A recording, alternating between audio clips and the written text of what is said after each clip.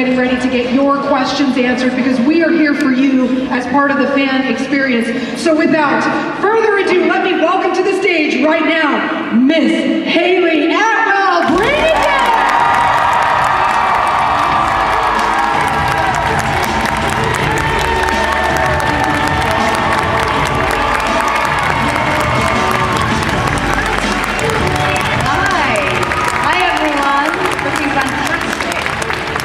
I love that welcome. We here in DC know how to welcome our guests. Certainly do. I want to stay. Can I do that entrance again? Yeah. That'll just be the 40 minutes where I will just keep you moving in. It's a constant circle of validation, please. I do love that everyone's lined up to ask their questions, so you'll see me get to them right away because, like I was saying, we're here for them. Yes. So let's start with you because I know DJ Elliott was like, don't forget your question, don't be nervous. You're like, oh, okay. So we'll come to you first. What's your name? My name's Lexi. Hi, Lexi. I'm from Cleveland, Ohio, and my question kind of goes with Pride Month. Do you consider Captain Carter or Peggy Carter a bicon? Yes, absolutely. Absolutely. I think from the very beginning when there was, with Carter and Ellie, the idea that there was this intimacy between them that really took the LGBTQ community by storm and to their hearts. And it felt only right that with all the value system that Peggy Carter had, that would be extended into Pride. So I'm very, very proud myself to make sure that Peggy is an advocate of that too. Thank you. Awesome question, Lexi. Hi there, how are you doing? What's your name? My name is Joel James, and I've actually met you at AwesomeCon. That's awesome. Yeah, that's amazing. So yeah, my question is, when you were first cast as Agent Carter, did you ever imagine that you would end up being a multiversal variant of Captain America, that you would end up getting the super soldier serum and being Captain Carter? That's an amazing question. I'm imagining my younger self hearing that and fainting. There was no expectation because, of course, this was before a time when Marvel is what it is now, and Captain America: First Avenger started to build up this new phase of Marvel. So there was always a risk, and every time as an actor you do a job, there are so many other factors involved that you never know how it's going to be received. So when we filmed it, it was for me, I was like, okay, I'm just going to work. Yeah. And I love the experience, but then beyond that, the films belong to you. You decide what they mean to you. And so to have the feedback of going, we set out to do something that would delight the audience, and you guys, here you are years later, still being a part of the experience. It's very much down to your support of it, so I thank you for that. Oh, well, thank you. Well, thank you for the question. Yeah. Do you have at home like a wall of sticky notes so you can just keep track of everything? Like, how do you keep it together? Oh yeah, my whole wall is just kind of, no, it's not. I have no idea. Do you know, I was doing a play, because I'm classically trained, in London. And I had this fan come up to me, it was years ago, and a fan came up to me afterwards after I got off stage, and he just had the most extraordinary monologue of connections to characters, little details of the world, and his attention to detail and his commitment to understanding the worlds of it. I was in awe, and he was going, so what do you think? Do you think that will happen? And I was like, I think you're speaking another language, and it's very impressive, but I have no idea what you're talking about. So it's hard for me to catch up, but I think that's also part of the fun of Marvel, is that it's so rich that you can always find hidden Easter eggs in it, and little treats, and when you rewatch it, you can make all these extra connections to it. And also feel, that feeling of when you watch a thing and then you feel like there's a familiarity, like, oh my god, that makes sense, I understand the reference from 2 films ago. Like, that is part of the joy of creating this multiverse web that Marvel do so brilliantly, and then you guys get to participate in that. Well, and to bring it together too on the big screen as well as the small screen has just been so phenomenal to see. Let's get to your question over here. Hi, what's your name? Sabrina, and I'm a DC area native. Welcome to DC, Hayley. Thank you. I was wondering if you'd had a chance to check out the episode of Agents of S.H.I.E.L.D. where Elizabeth Henstridge attempted to channel you.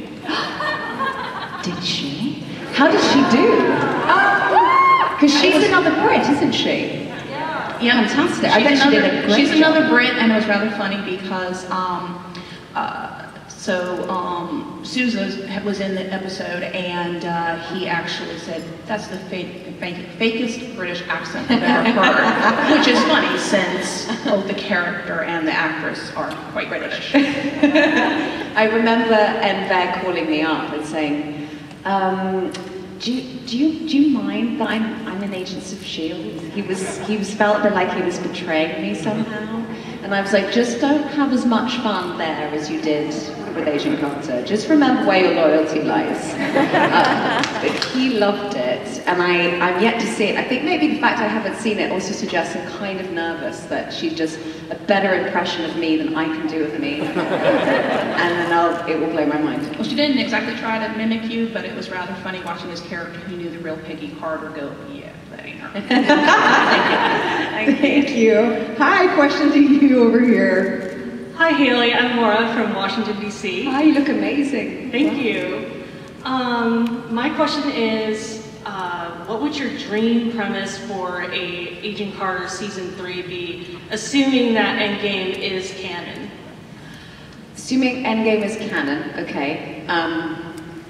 Well, in my mind, Steve's tired, and he wants to sit down. And he's had quite a lot of time to gather a fantastic book of recipes. It's a fantastic book. Because Peggy's busy. She's not been waiting for him. She's been busy. And she's got things to do. So... And the great thing is, Cap's cool with that. Because he's a feminist. And he's not insecure about that. He lets her go off and live her best life and fulfill her truest potential because he knows the contribution that she's got to make in the world. And that makes him even more attracted to her. That's my premise.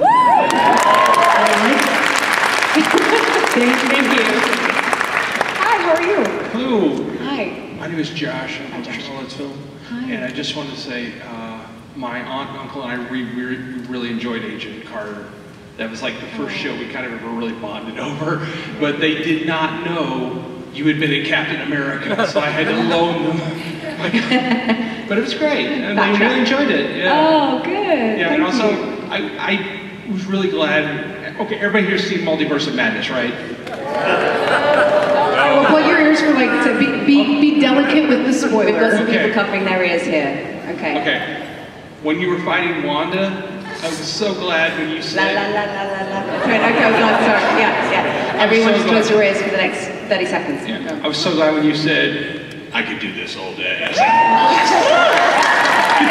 Yeah, and in high heels. Yeah. That's awesome. Thank you. Thank you. Hi, how are you? Hi, my name is Christian from Alexandria. Hi, Christian. So I love you in the Marvel movies, but I'm really excited to see you in the next Mission Impossible movie. Woo!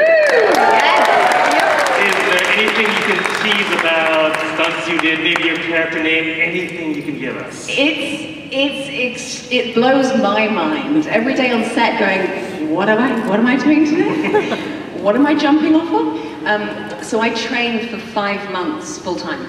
So I had an Olympic martial art expert who trained me every afternoon in mixed martial arts. So I was learning foundation techniques to work out where my natural sort of abilities lay, to develop a fight sequence for my character that would be tailored to my own strengths. And then we were running, because at one point the trainer said, you will be running beside Mr. Running Man. And when he runs with every cell of his being. And I'm like, are you running away from a bear all the time? Like, it's what he's running from and what he's running to. I've never seen anything like it. It's that in life, it's just this surge of energy. So I was having to train to make sure I had some time to kind of catch up with him. What I can say about her is that her name is Grace. That's out there. She's a joy to play. She's mischievous and she's playful and she holds her own with him. And there's an element of kind of a comic element to it, which is great, which we haven't seen as much of in Mission before. There's just it has a different tone to it. And in terms of stunts, I learned how to drift in a race car. No, so every time my friend gets into the car now and I give them the lift, they're like, oh, God, please. We're just going around the corner, please. Abide by the You're like, we are. Quick. Yeah. Yes, we are. Swinging out the back of the car there. And the other things I think, backflipped over a bridge, jumped off backwards off a moving train. A lot of running uphill in high heels while handcuffed to Mr. Cruz. That's all I will say. But it's what his dedication to creating these extraordinary spectacles for the audience. It's entirely for you guys. His determination to not stop until it's absolutely pitch perfect, so that you guys come away from it feeling totally exhilarated by it. It's an amazing to see that every single day. He shows up. And it was a great learning experience for me of the generosity of spirit that he carries onto a set, and that he has time for his fans, and he really does. And I find that very, very moving and humbling to watch. And so, you know, I'm learning from the great man himself. I'm like a Bambi, just starting out. But you're in for a treat. We've got about a year to go, and the reason for that is the film's got to be perfect. And we won't release it until it's ready. And it will be worth it, so you will enjoy it. Thank you. Thank you. Wonderful question. Hi, how are you? I'm good, how are you? Good, thank you. I'm Carolyn, I'm from Winchester, Virginia. And I am a big Marvel fan, but I'm also a big fan of Black Mirror. And what was something that you took away from your experience in Black Mirror that you used in projects afterward? Thank you for saying that. I love Black Mirror. When I was a fan of the first series, and I went to school with drama school with Jodie Whittaker, the Doctor Who was also in that first series. Yeah, and I remember watching it going, Jodie, this is amazing. It was literally the beginning of Black Mirror. This wasn't the high production value that it became in this incredible world. This was very, very simple ideas that felt like a very intelligent social commentary of our time. And I called them up myself. I went, can I be in? I'll be anything. I'll be in the background. Just please, I really want to be in one of your shows. And Charlie Brooker said, okay, well, how about this script? And sent me, be right back. And I got goosebumps when I read the script. And I thought it was such a beautiful, intimate portrait on grief that, aside from the sci-fi elements or the futuristic elements of it, that it was ultimately about that very complicated line of when and how do you let go, and how do you do that in every day, but how do you still keep the memory of that person alive or keep them close to you in your heart? And she's battling that. And I think it just sort of, I think that job really taught me how to trust my own instincts, because it was very internal and very emotional. But I also knew the script and the story were so strong that if I just let go and trusted myself, then the story would tell itself. So I think that's probably what I took from it. Yeah. Thank you so much. Great question. Thank you. Hi, how are you? Hi, I am Margarita from Alexandria. And my question is, you got the chance to play Peggy Carter in both live action and animation. Yeah. How was it different translating the character that you're already familiar with to the medium of animation? I will sum that up in one word: sweatpants. I got to go into a booth with no makeup on, in sweatpants, and sound like I was moving, but I wasn't. I was stationary. And actually, there was a couple of moments when I was recording that during lockdown in my living room, and I had no sort of proper soundproof areas. So there was a cupboard involved, various items of clothing over my head, and I was just kind of like doing this. Like in this dark thing, I was like, oh, pow, oh, this is so fun, and making these like action sounds. And I also remember at one point, the sound engineer just went, sorry, Hayley, can you, stop.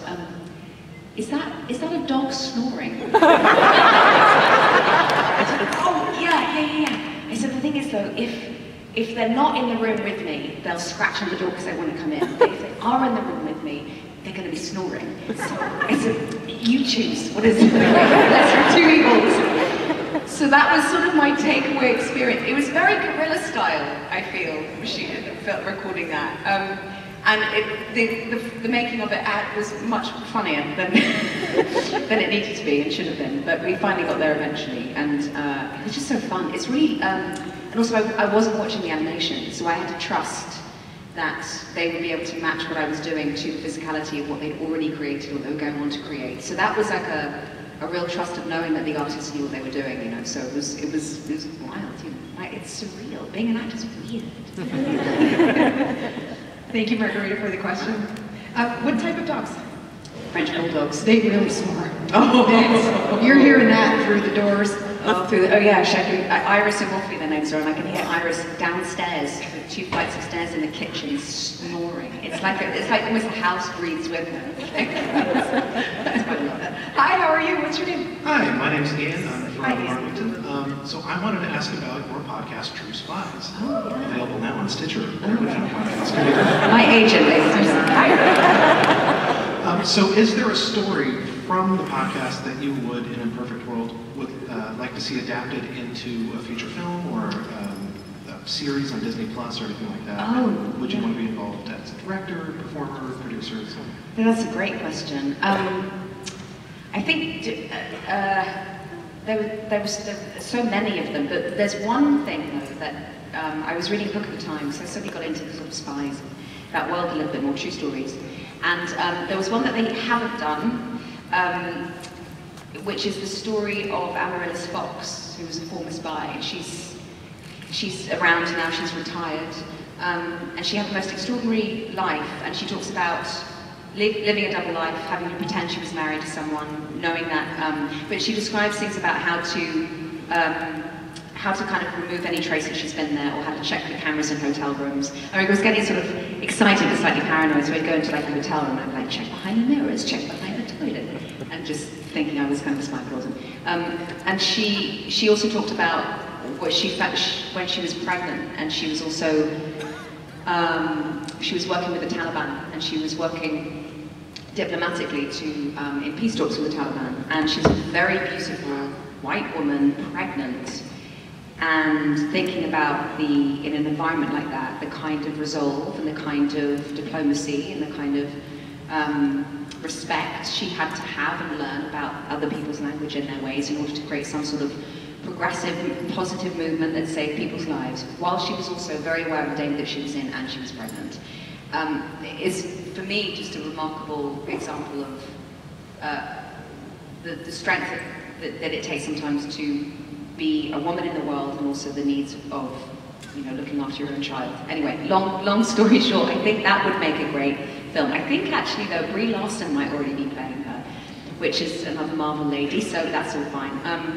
But is there any episode in particular that you liked, that you think would make a good movie? I might have to get back to that. Thank you for your question. Thank you very much. Thank you. Hi. Hi, my name is Allison. I'm from St. Louis.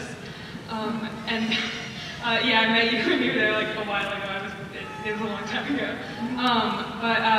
So someone actually asked my question. It was about Agents of S.H.I.E.L.D.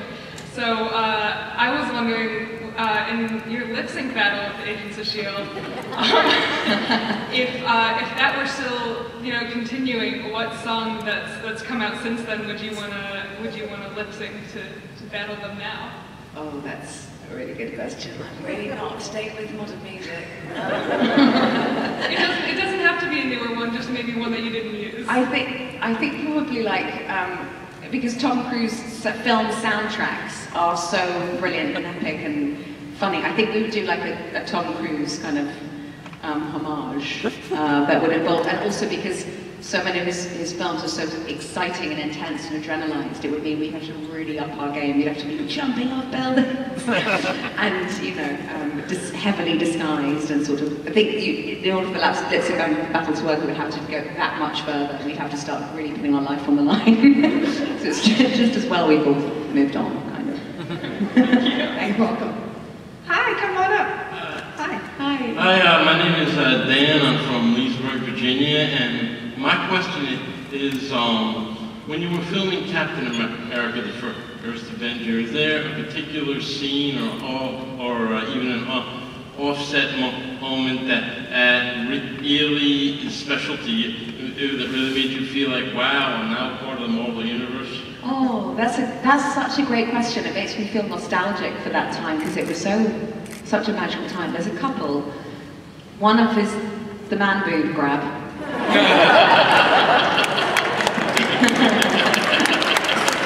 That was for you guys to enjoy. Because I didn't, you know, it was such a sort of tightly run ship, and everything is got to be by the book. Marvel know exactly what they're doing, and you, as an actor, turn up and you want to do the best version. But I was also trying to make it my own. And so when he comes out of the pod, and it was in the script something like, you know, Peggy goes up to him to make sure he's okay. And you can't see that body come out of that. and not feel that in order to find out if that person is okay. But you know what? Times have changed. I would probably now ask for consent. But it's, so yes, times have changed, but that was a sweet moment, I think. And also it was just such a kind of made it sort of really awkward and a bit weird in a way that I really could relate to. So that was a particular moment. And then I remember when we did the final, just that final scene where she's saying goodbye to him when he's going down. And I remember the director, we were doing the scene, but it was sort of kind of a long day, and I was struggling to find emotionally connected to it. So Chris was behind the set, reading the lines to me. So I knew he was like sitting on a box in his trousers, just going like, okay, Peggy, when are we going to dance? And I can kind of hear him over there, and I'm having to just do my scene. And I couldn't quite engage with it, and then the director, Joe Johnson, said, can I show you something? And he took me into his trailer, and he showed me my audition. And he said, this bit is what got you the part, and when you did it, everyone around you was crying. And I watched it. It was very weird to see yourself being in such a vulnerable situation and express that in front of people. But I remember sort of watching it and I thought, oh, as strong as she is, and as strong as we are, we kind of have to be to navigate the world. Those moments when we are able to be vulnerable and to express our emotions and our sense of sadness or loss when something sad happens, we feel closer to each other. And I felt that that was a moment where Peggy didn't just have to be this strong character, that you can see her vulnerabilities, and that makes her much more relatable and human. So that was just more of a poignant moment. And then probably martinis with Stanley Tucci in his trailer every day. Nice one, okay. Thank you. Thank you. Hi, how are you? I'm like Francis, and Hi, Francis.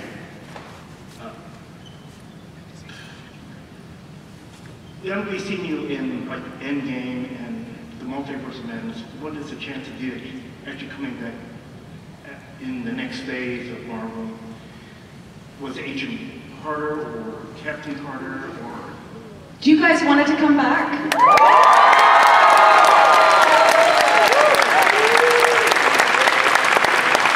Do you guys want her as an agent or as a captain?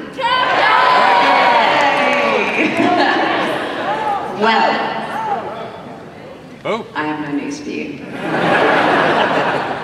But I share your enthusiasm, and I would love to feel that if Marvel did find a home for her, that it's a home that feels worthy of her in terms of her evolution as a character and development as a character. And the experience I've had in playing her has given me the most incredible opportunity to hone my particular craft in this franchise. And I want more to do. And because I feel that the fans deserve that, you know, in some ways for a lot of people that she's a minor player, and it wouldn't make sense if I would continue to be a minor player in that, if it felt like, well, this is a different time. And also particularly as a woman with everything that's happened in the last few years, when she says, you know, her tagline, I know my value, anyone else's opinion doesn't matter, that's really good, but I want everyone to realize her value. And in the same way that essentially her own self-esteem and dignity comes from that sense of she knows her worth, she just gets on with her job and she works for the sake of work with dignity and she loves it. She doesn't need validation. But there is one thing that she deserves, which is agency in the world. And that can't come until certain people in positions of power, namely the men, cede their power and offer her that platform. And so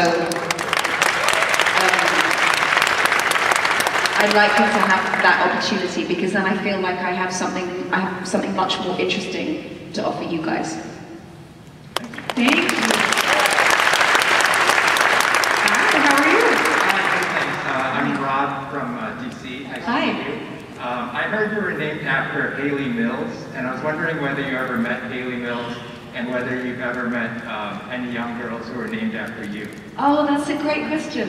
Yes. So Hayley Mills, for those of you who don't know, was a Disney child actress. She was in films like The Original Parent Trap, and seeing so many nodding heads, good. She's such a legendary child actor.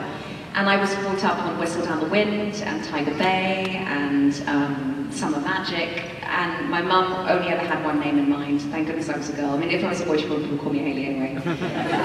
But when I was 11, she was doing a play, a Noel Coward play with her sister Juliet Mills in a small regional theatre outside of London called Fallen Angels. And Mum took me to see her. And one thing my mum would always do when she took me to see a play is that we'd go backstage and we'd meet the actors and to thank them, because if they had done something that had moved us in some way, it felt only right that we would engage with them and just mark that occasion by just saying, you know, I see, thank you for this. This is what I liked about what you did. So we went to meet her, and I remember, because I was 11, I was sort of doing that, and she had this extraordinary, she looked like a lioness. She had this extraordinary fluffy blonde hair that sort of fell down. And I remember when my mum said, Hayley, this is my daughter, Hayley, I named her after you. And she went, oh! And she was so moved by that. And I always remember she made me feel so seen. And she was so warm. And I thought, I'm going to remember this moment forever. I remember what that felt like. And it inspired me to also want to be an actor. And then later on now, so Simon Pegg, who's in the Mission Impossible franchise, he's very close to Hayley's son. So I said to Simon, well, say hi to and she had this book coming out, a memoir of her life, and I mentioned it on my Instagram, and then she sent me a message, and it was the full circle feeling of having, partly because she was so kind to me, it inspired me to keep going and wanting to be an actor myself. And here I am as an actor, celebrating her work as another actor, and her responding to me. It was just this very beautiful, surreal moment. So yeah, she's an incredibly elegant and intelligent woman who I greatly admire. And I'm just thinking, no, I've met people who have called their children Peggy, and their sons Carter, which is amazing to me. It's incredible to see a character who, again, like the gentleman asked me earlier, had any idea of the impact it would have. And of course you don't. You only live in the moment and you respond to what's right in front of you. So to years later, people go, this is Peggy, or this is Carter, thinking, you guys have taken her into your hearts based on something in her that you see that relates to who you are. And I always remember thinking, I want every person that I meet who's in some way been called a Peggy or a Carter or a Hayley to feel the way Hayley Mills made me feel when I was so young, and I'll never forget that. So, yeah, it's a lovely thing.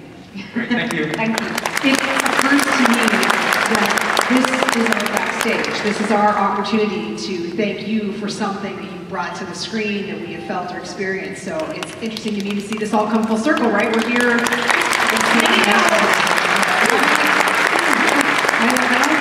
Question over there.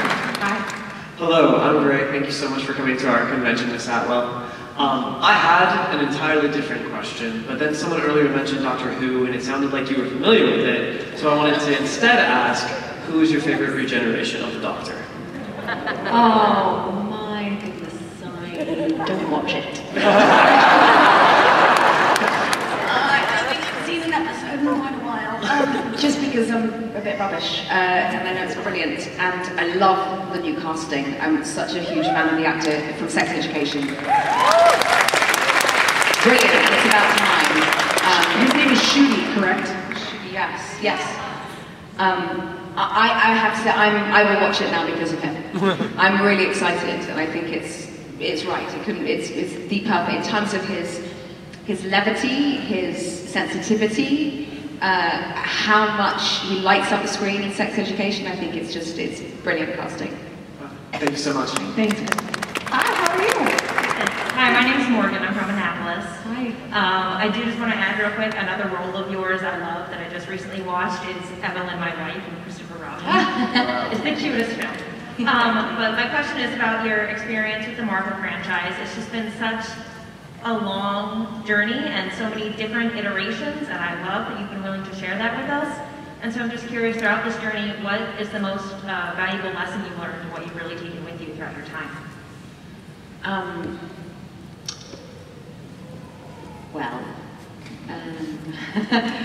Just filter this down to the most kind of succinct answer I can come up with. I think, well, when I first got the job, I was very much a jobbing actor, and I'd done lots of plays, and I'd done adaptations of books, period dramas.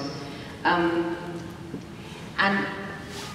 not being in a position to choose or turn things down necessarily, it's an odd dynamic between someone who is, you're playing someone that seems to have a lot of power and is being watched by an audience and therefore has a kind of presence and a social, publicly.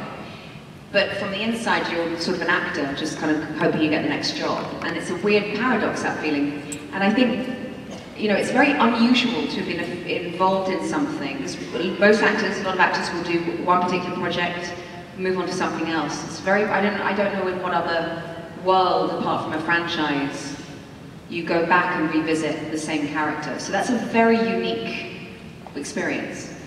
But what I can say about that is the ongoing relationships I've had with the creative team at Marvel and friends that I've made, like James Darcy remains one of my best friends to this day. And Eric Pearson, he wrote Thor, but he wrote a lot of our show. Those friendships are very dear. So it's like how to sustain kind of good friendships within the industry and making sure that you have allies that you can confide in. But I think ultimately, the young, green, sensitive, wanting to do well, wondering what the future was going to be like, Hayley from the first experience of Captain America, to then learning things like sometimes no is a complete sentence. How to negotiate contract where one person is appropriately compensated for their time. How to challenge particular narratives that might be problematic based on a cultural consciousness that we're in. And so understanding the responsibility to become a businesswoman within a job over time, because you're growing and learning things and being able to grow up in it. In many ways I grew up in the Marvel world, particularly in my career I grew up in it. So just being able to assert oneself a little bit more confidently because you're armed with some facts about the business.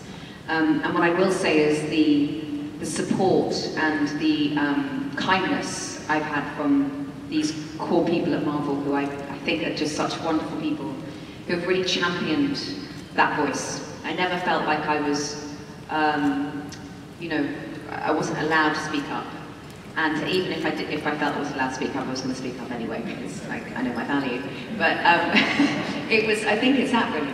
It's also, so I would say, passing that on, of going, when we start off in any kind of chosen career, we are one way, and we have so much to learn, but there has to come a time where we start to go, I know who I am, I know what I'm doing, I know what I'm capable of, I know what my job is, and I know when it's time to ask for more, and when I know there's certain behaviours that are no longer appropriate, and being able to have that confidence to start to change the climate around us so we get to tell people how to treat us. That's the main, it's a long conversation. That is a good answer. That's very perfect. Thank you for advocating for those values. Absolutely. Hi, question over here. Hi, Hayley. You look amazing. Wow. Thank Gorgeous. you. Thank you. I'm actually a variant of yours from another universe. Nice to finally meet you in person. My name is... Our heads going to explode, aren't they? Like self-bust. My name is Sabina, and I'm from Northern Virginia. So you've mentioned the phrase, which is my personal favorite phrase from Agent Carter, "I know my value." You've said that a few times today, which I appreciate, and I'm so glad to hear that that resonates with you as much as it likely resonates with everybody else who's a massive fan of Peggy Carter.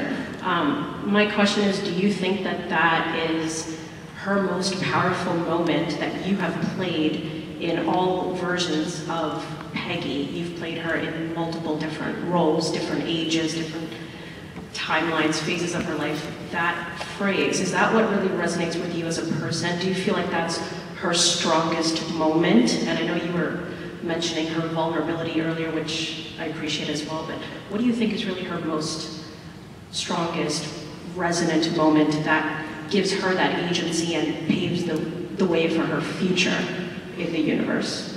That's a great question. Thank you. Well, a couple of things. I think when you were talking, the thing that comes to mind is, although it was an animation, how much fun Captain Carter is to play. Because although I was effectively in my pajamas, listening to snoring French bulldogs, watching the storyline, seeing that unfold of this is how much fun she would have if she was given that platform. And that felt, first of all, so much more fun to play, but also worthy of her abilities, you know? The "I know my value," that line comes from when Sousa says, "Aren't you angry that this guy took the credit for what you did and is going to get the Medal of Honor," and all that? And so she's saying it very much in her acceptance of this patriarchal system that she feels stuck in. And because she has such sort of quiet dignity and grace, and she loves her job enough to know that what she gets out of it is equal to what she puts in. She does the work for the sake of the work. So that was sort of a response to this system that she navigated very beautifully. But as Captain Carter, that system is dismantled, and she's actually finally given the ability, the resources, the platform, the power to reach her full potential. And I find that much more interesting. I think that because that's where we should be going as women, is going, well, I can't imagine what my life could be like or look like if I was able to have the kind of agency that some of my male colleagues have. I don't know what that looks like, so I don't have a blueprint for it necessarily. But to think that that might be a possibility in this world, then it's limitless. And then it's very uplifting and inspiring. And also, having said that, I don't think if she was to given that position of power, say in live action, she would lose her dignity, her grace, her kindness. I think there are innate inherent qualities that she has. It's very much tied into knowing her value. But I think she would just do more. She would just do more and have a better time and get paid better. Thank you. Question over here. So speaking of agency and choices, and you mentioned being in several plays and stuff, any particular play that's like your dream where you're like, man, I gotta play this role, you know, at some point, something that you really just feel, or an actor you'd like to play aside or with? You know? Yeah, Iago. Yeah. Yeah.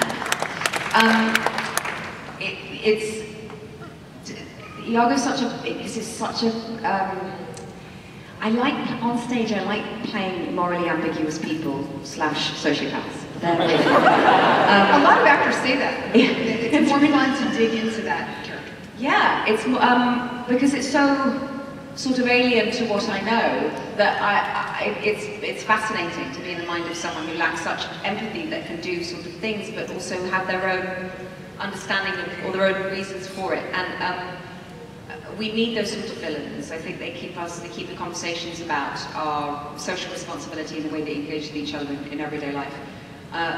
Those conversations become more heightened when we see the opposite, and we see the dark side, the shadow side of the human condition. If they're told well, and like with Iago, it just makes sense to me that she's you know, at the beginning when he talks about, like, again, being overlooked, expected a promotion, being overlooked, and one of the first lines of Iago is, "And by my troth I am as good as any man." And thinking there is always this kind of love story between Othello and Iago, where you go, his hatred is matched by his love of him. There's this kind of very deep intimacy between them. And I thought if it's an unrequited love story, then that seems like an interesting new take that I haven't seen. You know, I think with the Shakespeare, there's so many extraordinary characters there, but few for women. There's quite a lot of thankless parts, I think. You just can't, oh my God, I'm very sad now, sorry. Shakespeare. Compared to the men, you know. I love Therese Racan in Emile Zola's play, although again that's quite dark. I played Rebecca West in Ibsen's Rosmersholm, and to me that was, I don't know if I can get better than that in terms of the experience of the production that came from an incredible ensemble of people who I respected and admired, we shared a work ethic, and we had a lot of fun. A production design that felt so effortless, walking into a whole curated world that was complete, because the attention to detail on the sets and the costume and the props was so powerful. And the writing adapted by Duncan Macmillan, who'd done People, Places and Things, and a playwright I have much respect for. That's a real hard act to follow. So now it's probably also less about the play and more about the director, the other actors, where it's going to be put on, because those definitely inform the quality of the production. And Cleopatra. Who would you want to have play Othello then? Play against? Oh, well, it's hard because one of my dearest friends has kind of played him recently, and that's David the Yellow.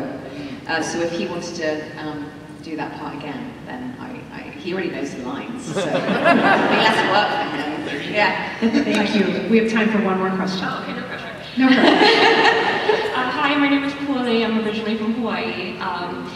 I love that Peggy's line has come up so many times during this panel, and I really love that second part where you realize that her empowerment is self-driven, largely based on everything else happening around her. But I was wondering if in all the work you've done, what was the first role that made you feel empowered? Good question.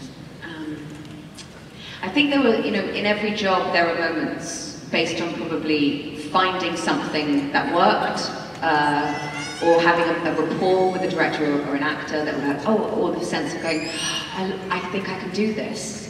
But it takes a long time for that to be the general overall experience. You know, it's like moments of empowerment, and then like, and then moments of good, they go, I'm never going to work again.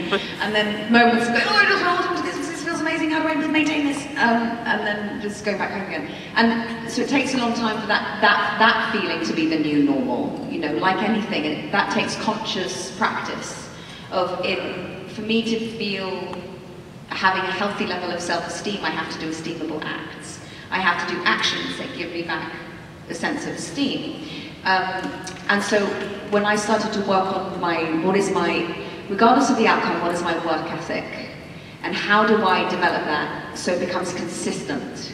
So if I'm doing an audiobook or a voiceover or for a commercial or a franchise film or a play, the approach and the intention is exactly the same. I am there to serve a story in hope that it will land in a particular way for an audience. That's the thing that comes foremost. And then the other one is I'm part of a group of people that are all working towards a common goal. So making them feel respected, seen, and that can be shown by being punctual, being polite, saying sorry if you were really grumpy one morning and then that person took it personally. Like, saying sorry is a very powerful tool as well. That overall then gave me a sense that regardless of how I felt about the performance or the final product, I was caring about how I behaved. And that was giving me a consistent sense of self in the workspace. And I would say that that transcends the form of whatever the job is, or however so-called successful or big or independent, whatever it is which is not in my control. But what is in my control is how I choose to face the day. And that's empowering.